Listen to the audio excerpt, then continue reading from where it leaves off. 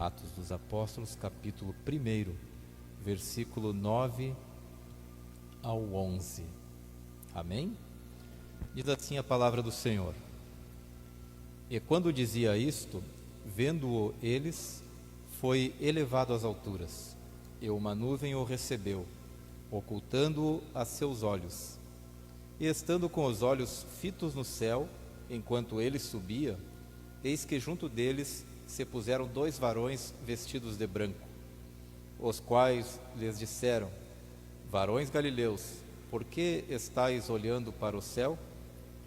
Esse Jesus, que dentre vós foi recebido em cima no céu, há de vir assim como para o céu o vistes ir. Vou repetir a última frase. Esse Jesus, que dentre vós foi recebido em cima no céu, há de vir assim como para o céu o vistes ir. Amém? Podem tomar os vossos assentos. Cumprimento também quem está em casa assistindo pela internet, com a paz do Senhor Jesus. Amém? Sinta-se à vontade, sinta-se em paz, sinta a presença do Espírito Santo, seja aqui neste lugar, o qual Deus chamou na sua palavra de casa de oração e prometeu ouvir a oração que fosse feita neste lugar. Nós nos reunirmos aqui tem por sentido, por foco, nós cultuarmos a Deus, louvarmos o seu santo nome, adorá-lo na beleza da sua santidade e ouvirmos dele a sua bendita, verdadeira, eterna e infalível palavra de Deus. Tem um homem aí no mundo, um líder espiritual, que a ele atribuem um atributo, para ser, desculpem a redundância, de infalível. E este homem tem se pronunciado nas mídias mundiais, novas interpretações, novas observâncias em relação à palavra de Deus, contradizendo tudo aquilo que a Bíblia diz.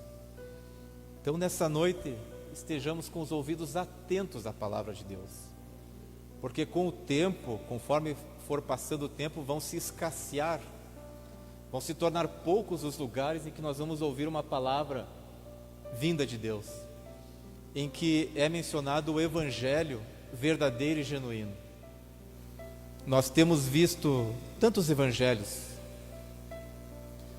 tantas mensagens que trazem como pano de fundo a Bíblia, mas no desenrolar da mensagem nós ouvimos tantas heresias, a ponto de essas pessoas, esses mestres, proporem uma reinterpretação da Bíblia, uma atualização da Bíblia. Mas nós temos uma resposta dita pelo próprio Jesus: passarão os céus e a terra, mas a minha palavra não há de passar. Aleluia!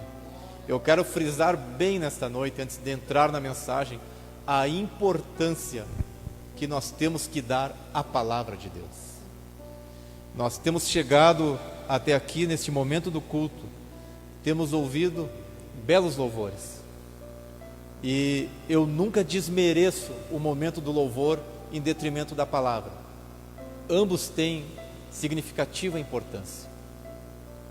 Ainda que eu tenha falado tanto no início da palavra de Deus, o louvor também é importante. Eu sempre digo que o louvor é como um arado que ele rasga a terra, que traz a presença de Deus. Deus habita entre os louvores, atrai a presença de Deus, a presença do seu Espírito Santo, uma pessoa da Trindade. Deus é trino, Pai, Filho e Espírito Santo. O louvor atrai a presença de Deus, e sem o Espírito Santo essa palavra não tem eficácia. É o Espírito Santo do Senhor que, quando você ouve a palavra, faz que aí dentro do seu coração seja gerada uma pequenina palavra chamada fé. E esta fé é que convence nós do pecado e nos faz nova criatura. É esta fé que foi gerada uma vez no nosso coração, no dia da nossa conversão, que nos trouxe, a partir dali, vida e vida em abundância. Este é o privilégio de quem serve a Jesus. Este é o privilégio de quem conheceu Jesus e aceitou esta palavra como bússola para se navegar em tempos tão turbulentos, tão sombrios como tem vivido a humanidade ultimamente. Aleluia, glórias a Deus. Esta palavra que eu li, irmãos e irmãs, internautas, ela nos fala de um momento em que Jesus, já ressuscitado, já com o corpo glorificado, Asaf, depois de ter sido morto na cruz, irmão Adair, ele cumpriu aquilo que ele havia prometido. Ele ressuscitou ao terceiro dia, irmão Elton.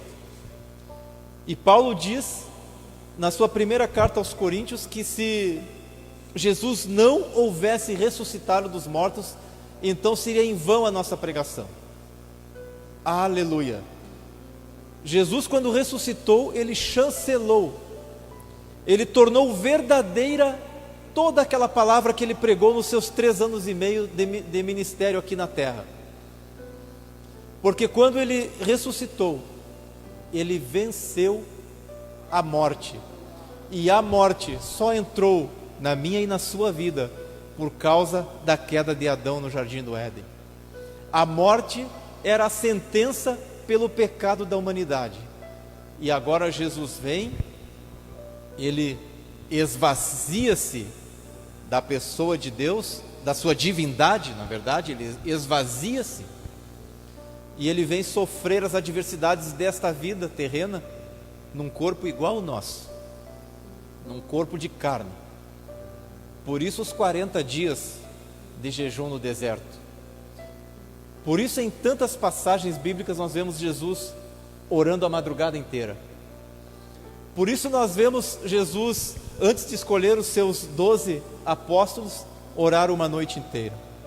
Ele esvaziou-se, como está escrito na carta de Paulo aos Filipenses.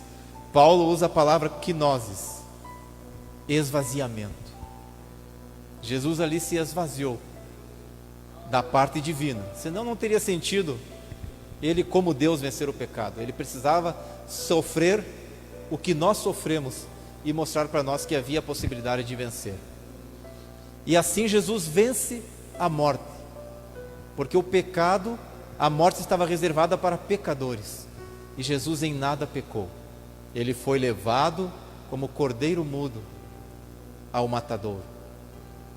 Ele não abriu a sua boca. Ele foi moído pelas nossas transgressões, e então ele nos trouxe salvação. E esse Jesus que aparece aqui para os discípulos é um Jesus agora ressuscitado, em corpo glorificado, vencedor. E este Jesus agora faz uma promessa, que ele voltaria. Aleluia. Ele deixa algumas ordens para os discípulos. Ele diz para eles evangelizarem o mundo, para eles irem por todo o mundo, para eles pregarem o evangelho. E então ele ascende aos céus e é recebido no céu. E quando os discípulos estão olhando para cima, 2 varões vestidos de branco, 2 anjos, se aproximam e dizem para os discípulos: por que vocês estão olhando para cima? Esse mesmo Jesus que dentre vocês subiu e foi recebido no céu, esse mesmo Jesus há de voltar. Aleluia. Os discípulos entenderam, irmãos, que Jesus realmente era o Messias. Ele foi rejeitado pelo povo judeu, pelo seu povo. Diante de Pilatos, o seu próprio povo gritou: crucificai-o, crucificai-o. E Pilatos ainda argumentou que não via nele crime algum. E eles, instigados, recebendo moedas, eles disseram: crucificai-o. crucificai-o.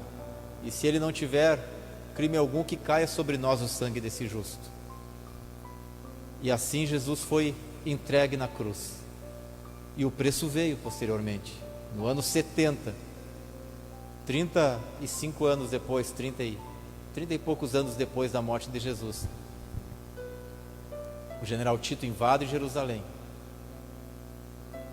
rebenta com os muros, há uma carnificina.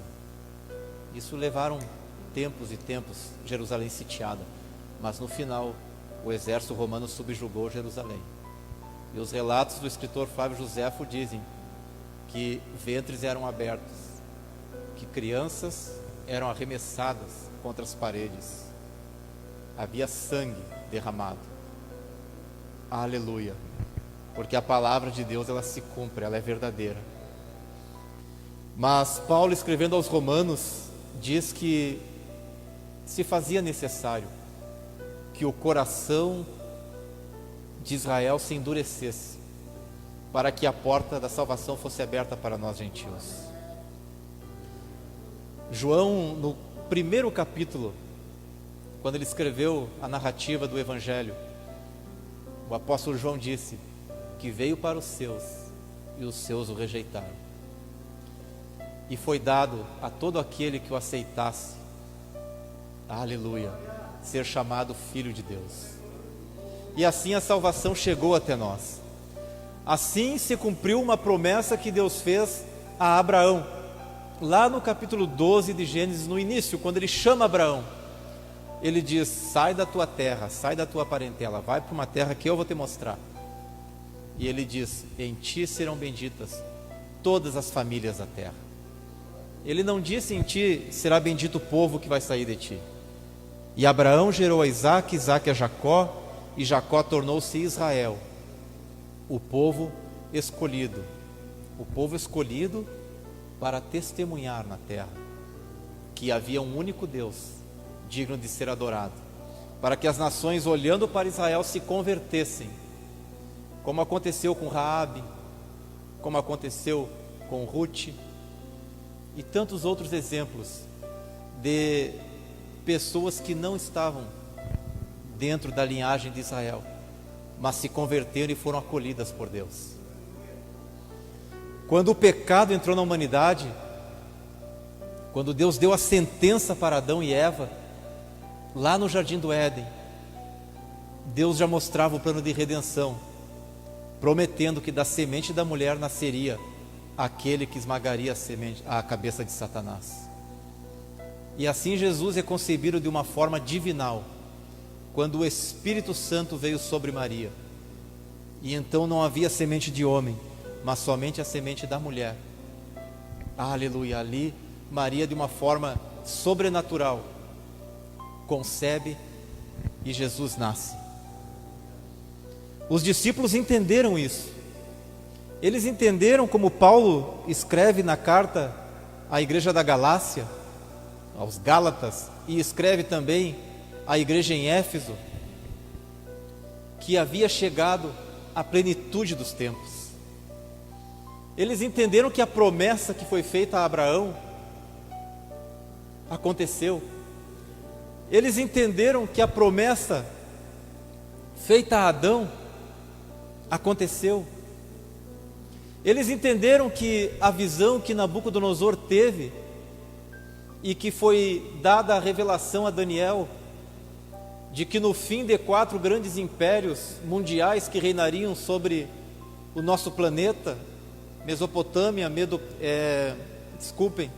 Babilônia, Império Medo-Persa, Império Grego e Império Romano, que após esses 4 grandes impérios viria um reino simbolizado por uma pedra que foi cortada assim ao auxílio de mãos e caiu nos pés daquela estátua e transformou tudo em pó, e aquele reino, aquela montanha cresceu e tomou conta do mundo inteiro. Eles entenderam que era a chegada de Cristo, que era o reino de Deus sendo anunciado aos homens, que havia chegado o tempo. Paulo, quando escreve à igreja da Galácia, ele diz no capítulo 4 que chegou a plenitude dos tempos. Ele escreve no capítulo 1 de Efésios que agora havia chegado a dispensação da plenitude dos tempos, que agora havia redenção pelo sangue derramado de Jesus Cristo. E quando Paulo escreve à igreja em Éfeso, ele usa o termo, quando ele fala a plenitude dos tempos, para a palavra tempo, ele usa o original grego kairos. Quando ele se dirige à igreja da Galácia, ele usa para o termo tempo, cronos. Cronos se refere a datas, a cronologia do nosso tempo terreno, se refere a meses, dias. Kairos se refere ao tempo, momento exato, o tempo de Deus. Paulo quis dizer que o tempo terreno, ou seja, os acontecimentos na história da humanidade, chegaram num momento em que o tempo de Deus na eternidade chegou no mesmo momento, e então o cenário aqui na terra estava pronto, no tempo de Deus e no tempo terreno, para a chegada de Jesus Cristo. E eu já falei isso aqui uma vez, 2 impérios, o grego e o romano, prepararam, na sua maioria, tudo que precisava para que o Evangelho chegasse, para que Jesus chegasse. Uma língua, o grego, em todas as nações do mundo antigo, uma filosofia que quebrou um pouco a casca da humanidade, porque Platão na Grécia trazia uma ideia de que existia o mundo das ideias, e nós estudamos isso quando estudamos filosofia no ensino médio. O mundo das ideias, que seria um mundo perfeito, onde as coisas daqui da nossa vida terrena eram apenas sombras daquilo que era perfeito e existia em algum lugar, já preparando o coração da humanidade para receber a mensagem do Evangelho, a boa nova de salvação, de que há um lugar nos esperando, que aqui nós somos peregrinos em uma terra estranha, que um dia nós haveremos de estar nos céus de glória, em um lugar perfeito, em um corpo perfeito, incorruptível. E o Império Romano nos trouxe leis, nos trouxe a raiz do direito que nós temos hoje, trouxe poderio militar, para que o cidadão romano pudesse andar por todas as províncias do Império. Extinguiu não, mas puniu com severidade os ladrões, para que houvesse paz nas estradas, para que se pudesse circular por todo o mundo antigo. E desta forma, após esse acontecimento que eu li aqui, os discípulos sofreram grande perseguição e então se esparramaram por todo o planeta conhecido da época, por todo o mundo conhecido, e levaram a mensagem do Evangelho. Mas aonde que eu quero chegar nesta noite?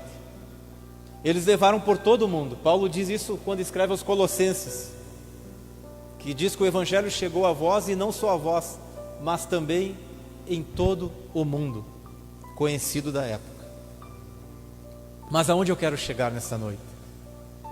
Eu quero dizer que os discípulos, os apóstolos, os primeiros 12, e os discípulos, os que foram se congregando depois, eles entenderam que havia chegado a plenitude dos tempos.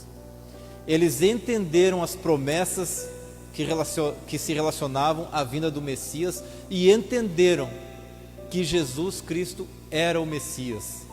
E agora eles entenderam que Jesus ascendeu aos céus, mas prometeu voltar, e ele cumpriria a sua promessa. E baseado nisso, eles morreram crucificado de cabeça para baixo, crucificado em X, como a tradição fala do apóstolo André, escalpelados, como alguns pais da igreja, arrastados por cavalos, serrados, partidos ao meio, puxados pelos membros até que se despedaçassem. Eles não tinham por preciosa a sua vida. Eles morreram nas arenas, estraçalhados por leões, mortos por gladiadores, incendiados em tochas humanas, fritados dentro de touros de aço incendiados nas arenas, para que o vapor e os gritos deles dentro daqueles touros saíssem em forma de berros por cornetas instaladas, para que houvesse diversão. Aleluias! Eles pagaram um preço que o nosso não vai chegar nem perto, irmão Jaziel, nem perto. O que a vida e a sociedade nos exige hoje, de preço para pagarmos por seguir a Jesus, chega a ser vergonhoso. Mas graças a Deus que para cada tempo houve uma dispensação diferente.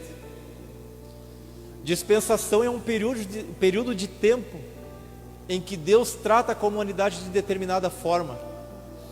E quando Jesus veio a este mundo, Ele abriu a dispensação da graça. Graça é favor imerecido. Quando você quer comprar algo e o vendedor diz: não custa nada, é de graça. Assim é a nossa salvação. Jesus já pagou o preço. Aleluia! Mas aonde eu quero chegar esta noite? Que esses discípulos entenderam a mensagem. E a última promessa que Jesus deixou: Ele voltará. E nós hoje, o livro de Atos dos Apóstolos é um livro em aberto, porque ele registra os atos que os apóstolos fizeram depois da morte de Jesus. É um livro que conta do nascimento da igreja.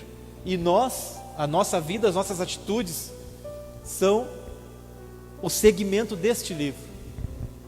Você é a igreja de Jesus. Aleluias! A promessa tem, esses dias eu fiz a conta, porque Jesus morreu com 33 anos e meio, nós estamos em 2020, 1987 anos, sem considerar aqueles 6 anos que a história recalcula que Jesus teria nascido, na verdade, 6 anos antes do que a gente considera. Mas enfim, quase 2000 anos, a promessa está feita.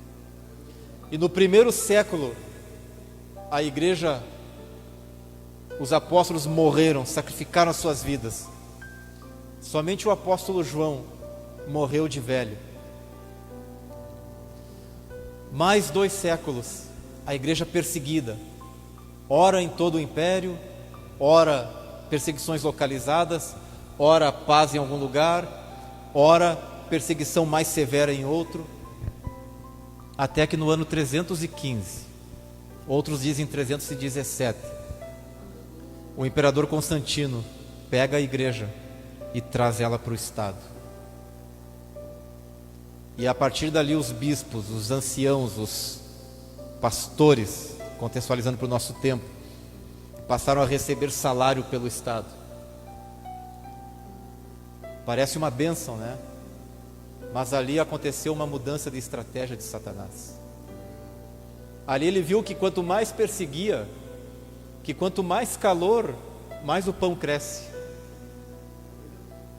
Quanto mais o forno está aquecido, quanto menos frio, o pão abatuma. Temperatura certa, o pão cresce. Satanás, percebendo isso, que quanto mais perseguia a igreja, mais ela crescia. Então agora ele traz a igreja para perto de si. Eu estou falando de instituição igreja, porque a igreja verdadeira vai ser tirada do meio da igreja que nós temos visível. Existe uma igreja que Deus enxerga, que é a minha e a sua vida. Aquela igreja que quando às 9h30 o culto encerrar, vai continuar no meio do caminho, vai continuar dentro do meu carro, vai continuar dentro da minha casa, dentro da sua casa. Essa igreja, ela está patente, visível diante de Deus. Aleluia. Mas a igreja instituição, a igreja instituição terrena, local, visível aos olhos humanos, agora foi atraída para o Estado.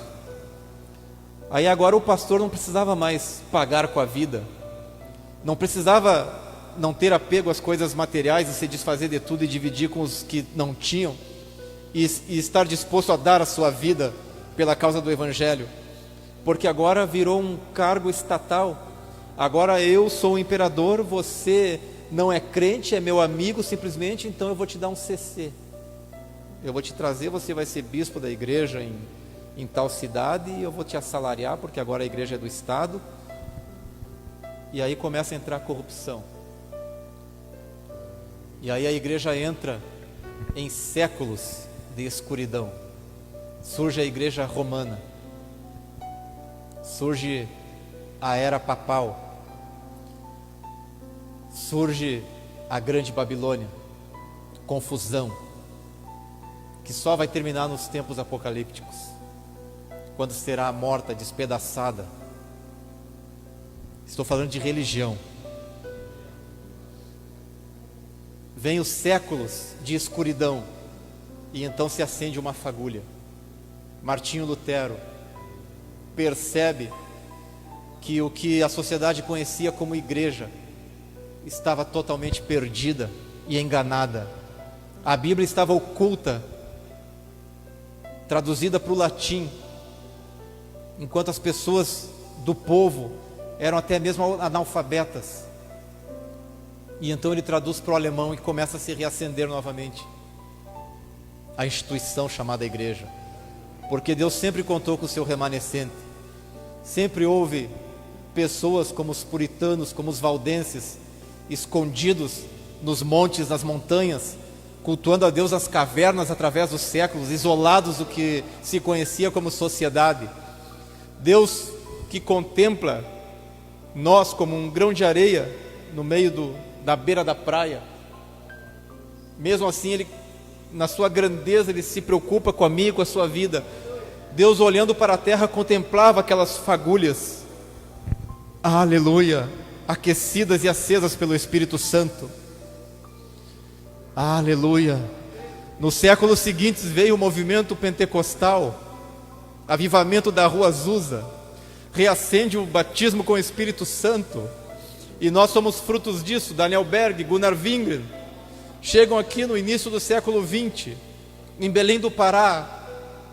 Começa a surgir o movimento pentecostal, começa a surgir a Assembleia de Deus, a Igreja Cruzada, que vira quadrangular, e outras instituições. E agora eu estou falando da minha e da sua história recente.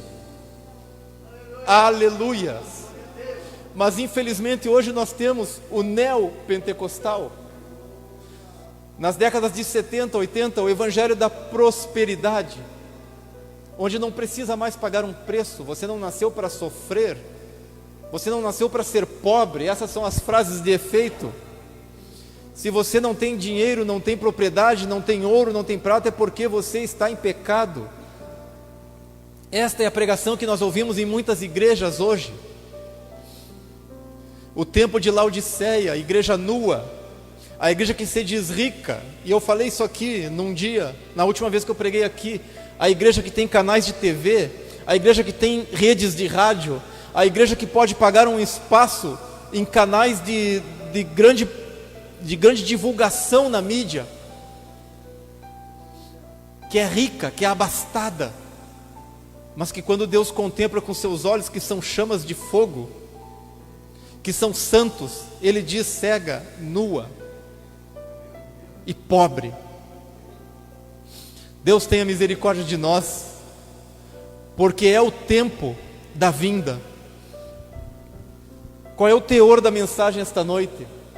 Que os discípulos entenderam que as promessas feitas na lei, nos patriarcas,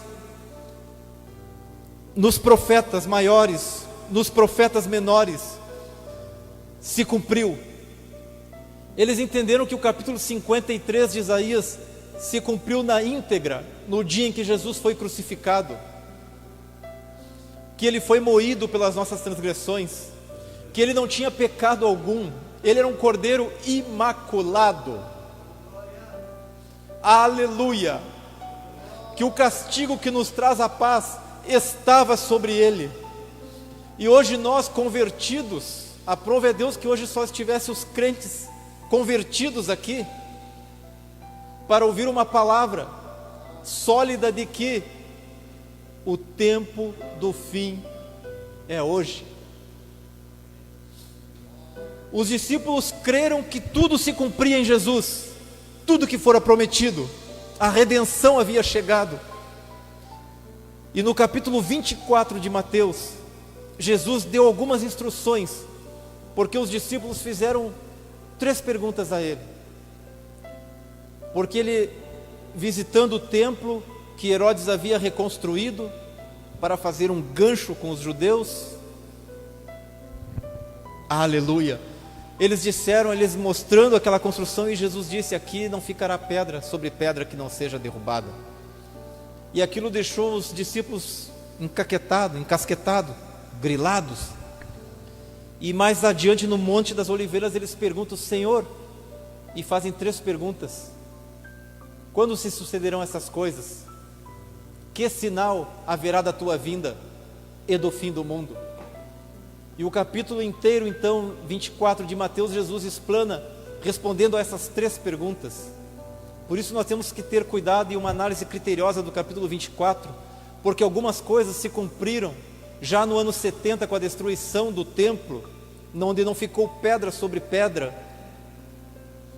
Algumas coisas estão se cumprindo hoje, guerras, rumores de guerra. Nos últimos séculos se acentuou grandemente o número de conflitos mundiais, de conflitos locais. Vivemos 2 grandes guerras, e a terceira parece que está tão próxima. Nós vemos tudo se formando. Nós vemos os descendentes de Gog e Magog se militarizando. Exército de milhões de soldados. Tecnologia a serviço das forças militares. Clima entre potências se tornando mais perturbadores. Exércitos se aliando, como há 3 semanas atrás, Japão e Austrália, assinando tratado de cooperação entre os exércitos para a proteção das águas do mar ali próximo deles, porque a China quer tomar conta de tudo. Mas eu não quero entrar na geopolítica, porque o tempo já está se indo essa noite. Mas eu quero falar de um versículo que está no capítulo 12 de Daniel, que foi revelado a ele que nos últimos dias os homens correriam de um lado para o outro, e o saber, o conhecimento se multiplicaria. Eu fui olhar, pesquisar qual é a multiplicação do conhecimento hoje, e dizem os entendidos que acompanham as plataformas, as divulgações, as descobertas, que o conhecimento dobra a cada dia. São muitos e muitos estudos, faculdades, descobertas, tantas coisas. O conhecimento se multiplicou. Se nós olharmos o tempo tecnológico que nós vivemos hoje, vivemos na 4ª revolução industrial. E eu me assustei quando fui pesquisar isso, irmão Jaziel, porque a 4ª revolução começou agora, em 2010. Veio a primeira que nós estudamos na escola no século XVIII, que promoveu aquele êxodo do campo para a cidade, a invenção da máquina a vapor, da locomotiva, do processo sair do manufaturado, do artesanal para a produção em série nas fábricas. Depois veio a 2ª revolução, que é a descoberta do petróleo, química, eletricidade. A 3ª, já bem recente, com a internet, com a mudança do analógico para o digital. Até que a internet começando como uma rede militar, apenas para transmissão de dados militares nos Estados Unidos, e olha o que é hoje. Em 1973, o celular é inventado, e hoje até uma criança tem um celular. Com a internet 3G foi possível os SMS. A 4G, a 3G já colocou a internet no celular. A 4G potencializou, e hoje nós podemos ter smartphones, que são computadores, e hoje a internet está aqui, no nosso bolso. E agora ela está migrando para 5G, que é muito mais potente, que vai integrar tudo. E aí em 2010 surge o conceito de IA, inteligência artificial. E aí surge a quarta revolução industrial, que é a automação de tudo, de todas as tecnologias existentes para conforto da humanidade. E há 20 anos atrás, quando eu me converti, nós ouvíamos falar que um dia haveria uma moeda única, que um dia haveria tecnologia suficiente para que todos nós fôssemos vigiados, porque se faz necessário que isso aconteça para que o anticristo possa reinar. No capítulo 11 de Apocalipse, fala das duas testemunhas. E é assombroso quando nós lemos que elas vão pregar o evangelho por 1260 dias e ao final desses dias eles serão mortos. E diz aqui: e quando acabarem o testemunho, a besta que sobe do abismo lhes fará guerra e as vencerá e as matará, e jazerá o seu corpo morto na praça da grande cidade que espiritualmente se chama Sodoma e Egito, onde os homens de vários povos, tribos e nações, e todos que habitam sobre a terra, se regozijarão e se mandarão presentes uns para os outros, por causa que essas testemunhas lhes importunavam. E há 20 anos atrás, quando nós nos convertemos, isso não era possível ainda acontecer. Agora hoje nós conseguimos olhar para esses versículos e imaginar, irmão Jaziel, como quando a gente viu o tsunami do Japão ao vivo. Será que as testemunhas já morreram? Será que essas pessoas já morreram, estão importunando, estão indo contra tudo que nós temos de ordem mundial e coisa e tal? Vão ser executados. Foram executados.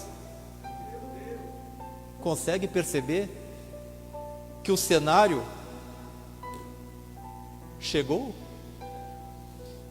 Que o tempo do fim chegou? Qual é a comparação que eu quero trazer essa noite? Que os discípulos, os primeiros discípulos, entenderam que era a plenitude dos tempos e que Jesus era o Messias, e deram a vida pela promessa de que Ele voltaria. E hoje nós, semelhantemente a eles, não temos os sinais da plenitude dos tempos, mas nós temos os sinais da plenitude dos tempos somado a todos os sinais que Ele disse que aconteceriam para a sua vinda ser possível. E Ele disse: quando acontecer todas estas coisas, olhai para o céu e vede que perto está a vossa redenção. Aleluia. Ali pelo capítulo 40 e pouco, 50 de Mateus, ele fala que quando nós olhamos a figueira e vemos os seus brotos tenros nascendo, é porque está próximo o verão. E ele disse: não vai passar essa geração sem que todas essas coisas aconteçam. E muitos entendem que a figueira, como um símbolo de Israel, brotou em 1948, quando a ONU reconheceu o Estado de Israel.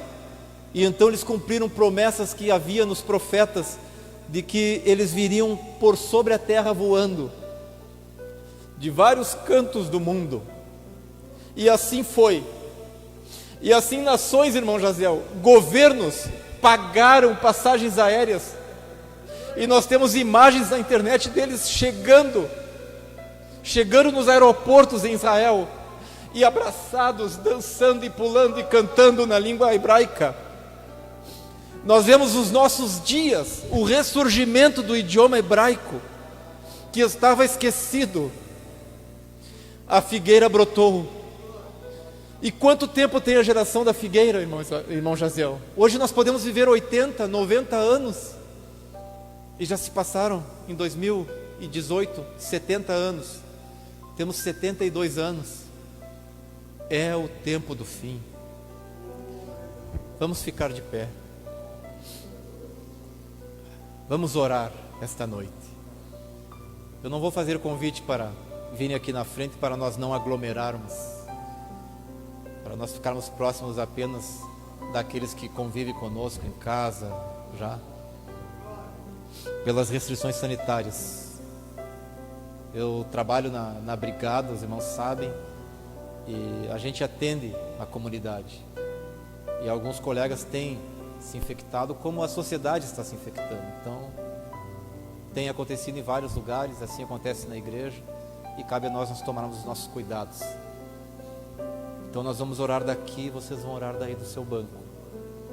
E nós vamos orar por um fortalecimento e por um convencimento, para que caia sobre a igreja chamada instituição, visível aos olhos humanos, o Espírito do Senhor de discernimento espiritual. Aleluia, nós precisamos entender que o Espírito Santo não é uma força, não é um poder. O Espírito Santo é uma pessoa. Aleluia. E Ele quer morar no meu, no teu coração. Aleluia. Uma vez eu vi alguém falar uma palavra bem forte. Ele disse: o Espírito de Deus é santo e não habita em casa suja. Nós somos templo do Espírito Santo. O nosso corpo tem que estar limpo. Eu falo de vestes brancas. Eu não vou dizer que não pecar, porque nós pecamos, nós somos falhos.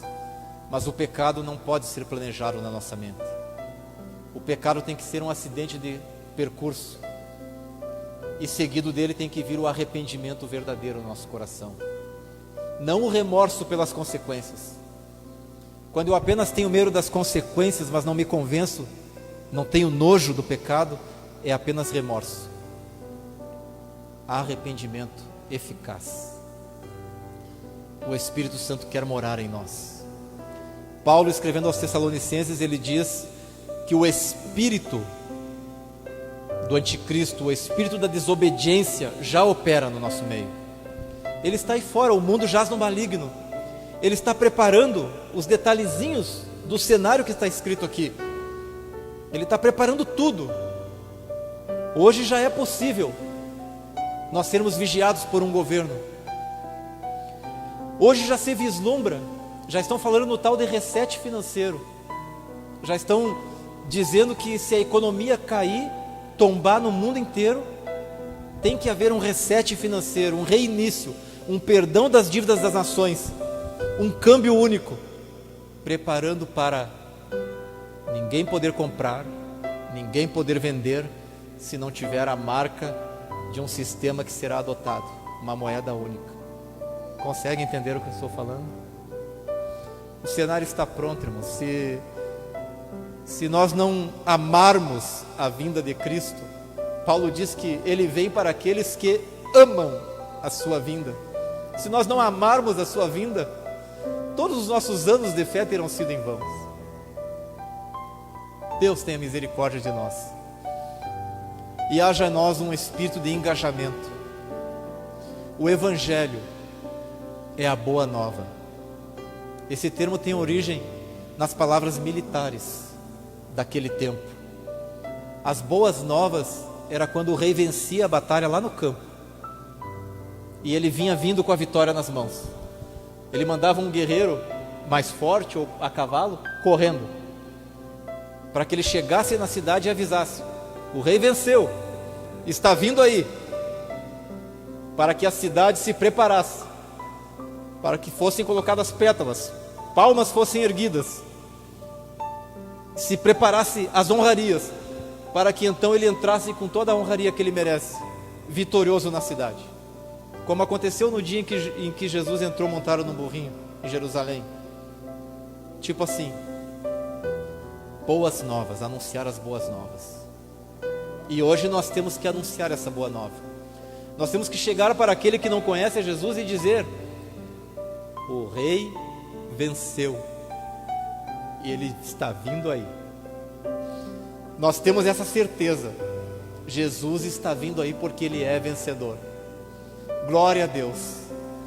Vamos orar a Deus.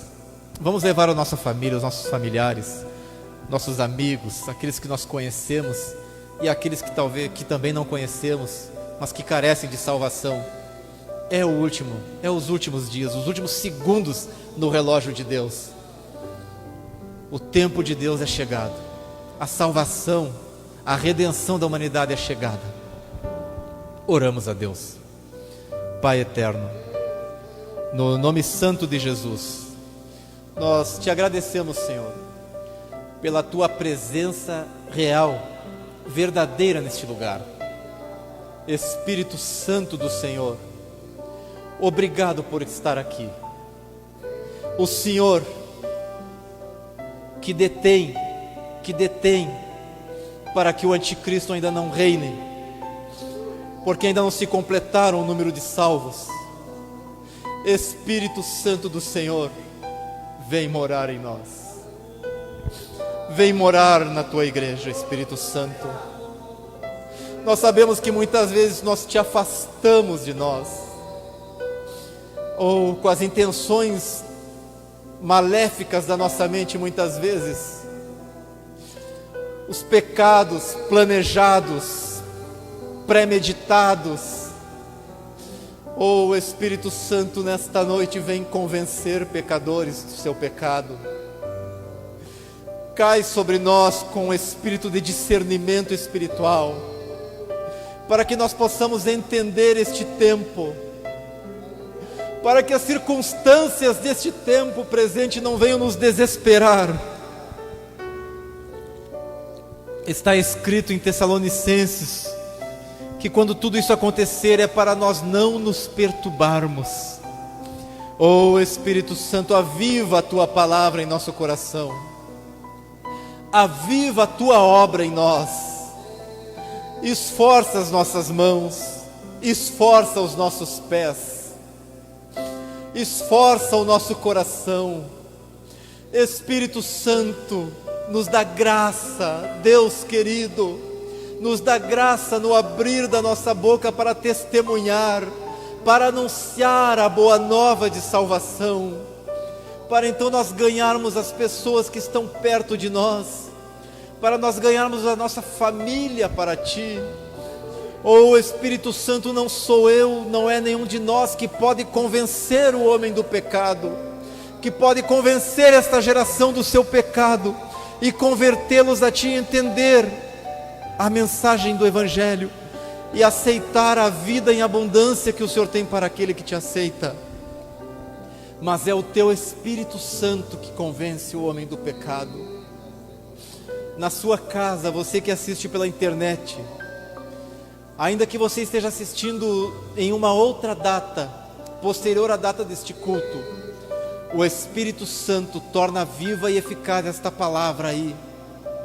E se você quiser aceitar Jesus, depois de ouvir esta palavra, e fazer parte daqueles que têm o seu nome escrito no livro da vida, o livro que será aberto diante do trono branco de Deus no grande dia do julgamento eterno, o seu nome pode ser escrito agora. Basta que você aí se arrependa dos seus pecados e passe a aceitar Jesus hoje como o único e suficiente Salvador da sua alma, e passe a ler esta palavra, ler a Bíblia Sagrada e começar a cumprir e desejar cumprir tudo que está escrito aqui. Deus querido, lava a nossa alma, lava as nossas vestes espirituais, perdoa os nossos pecados, abre a nossa mente, o nosso entendimento. Oh Deus, nós que já estamos talvez enferrujados de pregar a Tua palavra, de anunciar a Tua salvação, desça sobre nós o óleo do Espírito Santo.